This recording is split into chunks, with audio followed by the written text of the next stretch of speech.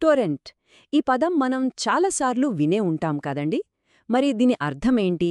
అసలు ఇది ఎలా పనిచేస్తోంది? రండి, ఈరోజు దీని సంగతేంటో చూద్దాం. సినిమాలు, గేమ్స్, పెద్ద పెద్ద సాఫ్ట్వేర్లు ఇలాంటివి డౌన్లోడ్ చేసేటప్పుడు ఈ టొరెంట్ అనే మాట పదే పదే వినిపిస్తూ ఉంటుంది. అసలు దీని వెనకున్న టెక్నాలజీ ఏంటో ఇప్పుడు తెలుసుకుందాం. సరే, ముందుగా టారెంట్ అంటే ఏంటో చూద్దాం.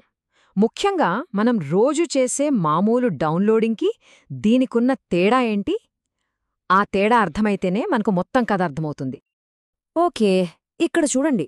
అసలు మ్యాటర్ ఇక్కడే ఉంది. మామూలుగా మనం ఒక ఫైల్ డౌన్లోడ్ చేస్తున్నామంటే అదెక్కడి నుంచొస్తుంది? గూగుల్ డ్రైవ్ లాంటి ఒకే ఒక్క సెంట్రల్ సర్వర్ నుంచి నేరుగా మన కంప్యూటర్లోకొచ్చేస్తుంది. కానీ టొరెంట్ కథ వేరు.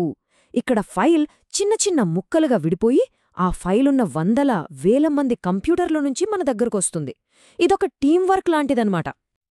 ఈ టెక్నాలజీనే పీర్ టు పీర్ లేదా సింపుల్గా పీ2పీ నెట్వర్కింగ్ అంటారు. అంటే ఏంటి? ఇక్కడ మధ్యలో ఒక పెద్ద సర్వర్ లాంటి బాస్ ఎవ్వరూ ఉండరు. ఫైల్స్ ఉన్నవాళ్లు ఫైల్స్ కావాల్సిన వాళ్లతో నేరుగా పంచుకుంటారు. ఇదే టొరెంట్ టెక్నాలజీకి గుండెకాయలాంటిది. అందుకే ఇక్కడ మనం ఒక ముఖ్యమైన విషయం గమనించాలి. మనం డౌన్లోడ్ చేసే ఆ టొరెంట్ ఫైల్ సైజ్ చాలా చిన్నగా కొన్ని కేబీల్లోనే ఉంటుంది. ఎందుకంటే అందులో అసలు సినిమా గానీ సాఫ్ట్వేర్ గానీ ఉండదు. మరి ఏముంటుంది? అదొక మ్యాప్ లాంటిది.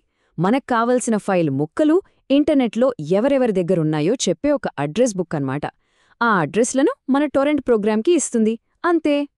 సరే, ఇక రెండో భాగానికొద్దాం. ఈ ముక్కలుగా డౌన్లోడ్ అవడం ఎలా జరుగుతోంది? ఈ ప్రాసెస్లో ఎవరుంటారు? వాళ్ల పనేంటి? ఇవి చూస్తే మనకు మొత్తం పిక్చర్ క్లియర్ అయిపోతుంది. మొదటివాళ్లు సీడర్స్. వీళ్ళే హీరోలన్మాట. వీళ్ల దగ్గర మనకు కావలసిన ఫైల్ 100కి 100% కంప్లీట్గా ఉంటుంది. వాళ్ళు దాన్ని ఇతరులతో షేర్ చేస్తుంటారు, అంటే అప్లోడ్ చేస్తుంటారు. సింపుల్గా చెప్పాలంటే ఎంత ఎక్కువ మంది సీడర్స్ ఉంటే మన డౌన్లోడ్ అంత స్పీడ్గా అవుతుంది. ఇక రెండో రకం వాళ్ళు లీచర్స్, అంటే మనలాంటి వాళ్లే, ఫైల్ను డౌన్లోడ్ చేస్తున్నవాళ్లు. వాళ్ళు ఒకవైపు డౌన్లోడ్ చేస్తూనే తమ దగ్గరకు వచ్చిన ముక్కల్ని వేరే వాళ్లకు కూడా షేర్ చేస్తుంటారు. ఒకసారి వాళ్ల డౌన్లోడ్ 100% అయిపోతే అప్పుడు ఆటోమేటిక్గా ఆ లీచర్ కూడా ఒక సీడర్గా మారిపోతాడు. ఈ స్లైడ్ మొత్తం ప్రాసెస్ను చాలా సింపుల్గా చూపిస్తోంది.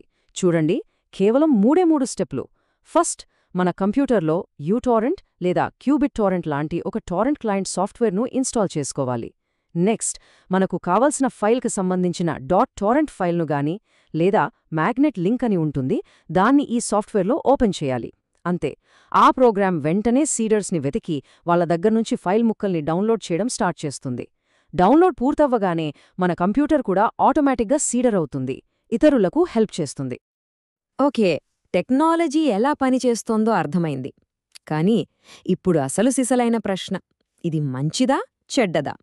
ఈ టొరెంట్ టెక్నాలజీ అనేది రెండు వైపులా పదునున్న కత్తిలాంటిది.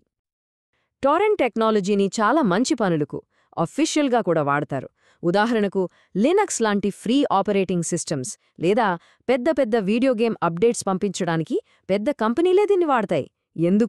ఎందుకంటే వాళ్లకు సర్వర్ల మీద భారం తగ్గుతుంది, ఫైల్స్ చాలా వేగంగా అందరికీ చేరతాయి. అలాగే సైంటిస్టులు తమ రీసెర్చ్ డేటాను పంచుకోవడానికి, చిన్న ఫిల్మ్ మేకర్స్ తమ సినిమాలను జనంలోకి తీసుకెళ్లడానికి ఇదొక అద్భుతమైన మార్గం. అయితే ఇది నాణెనికి ఒక్కవైపు మాత్రమే. వాస్తవంలోకొస్తే ఈ టెక్నాలజీని చాలా ఎక్కువగా చట్టవిరుద్ధమైన పనులకే వాడుతున్నారు. కాపీరైట్ ఉన్న సినిమాల్ని, పాటల్ని, లక్షల విలువ చేసే సాఫ్ట్వేర్లని ఫ్రీగా డౌన్లోడ్ చేసుకోవడానికే మెజారిటీ జనం దీన్ని వాడుతున్నారు. ఇది ఖచ్చితంగా చట్టాన్ని ఉల్లంఘించడమే. అలా కాపీరైట్ ఉన్న వాటిని డౌన్లోడ్ చేస్తే ఏమవుతుంది? చూడండి, చాలా రిస్కులున్నాయి. ముందుగా లీగల్గా కోర్టు నోటీసులు, భారీ జరిమానాలు పడొచ్చు. మీ ఇంటర్నెట్ సర్వీస్ ప్రొవైడర్ మీ కనెక్షన్నే కట్ చెయ్యొచ్చు. ఇంకా టెక్నికల్గా చూస్తే ఆ ఫైల్స్తో పాటు ప్రమాదకరమైన వైరస్లు, మాల్వేర్ మన సిస్టంలోకి వచ్చేస్తాయి. అన్నింటికన్నా ముఖ్యంగా మీ కంప్యూటర్ ఐపీ అడ్రస్ ఆ నెట్వర్క్లో ఉన్న అందరికీ తెలిసిపోతుంది. అంటే మన ప్రైవసీకి పెద్ద దెబ్బన్నమాట. కాబట్టి మొత్తం ఈ విశ్లేషణ నుండి మనం గుర్తుపెట్టుకోవాల్సిన కీలకమైన పాయింట్ ఏంటి? టెక్నాలజీ వేరు, దాని వాడే విధానం వేరు. ఈ రెండింటినీ మనం వేరు చేసి చూడాలి. అంతిమంగా మనం అర్థం చేసుకోవాల్సింది ఒక్కటే. టారెంట్ అనే ఈ టెక్నాలజీ, ఈ పియర్ టు పియర్ షేరింగ్ విధానం, ఇది పూర్తిగా చట్టబద్ధమైనదే.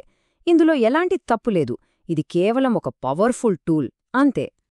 కానీ అదే టూల్ని ఉపయోగించి కాపీరైట్ ఉన్న కంటెంట్ని పర్మిషన్ లేకుండా డౌన్లోడ్ చేయడం మాత్రం అది చట్టవిరుద్ధం, ఇంకా చాలా రిస్క్ కూడా. సో సమస్య టెక్నాలజీలో లేదు, దాన్ని మనం ఎలా వాడుతున్నామన్న దానిలోనే ఉంది. ఈ విశ్లేషణను ఒక ఆసక్తికరమైన ప్రశ్నతో ముగిద్దాం. టెక్నాలజీ షేరింగ్ను ఇంత సులభం చేస్తున్న ఈ డిజిటల్ యుగంలో ఒక ఫైల్పై యాజమాన్యం లేదా ఓనర్షిప్ అంటే ఏమిటి? దానిని మనం ఎలా నిర్వచించాలి? ఒకసారి దీని గురించి ఆలోచించండి.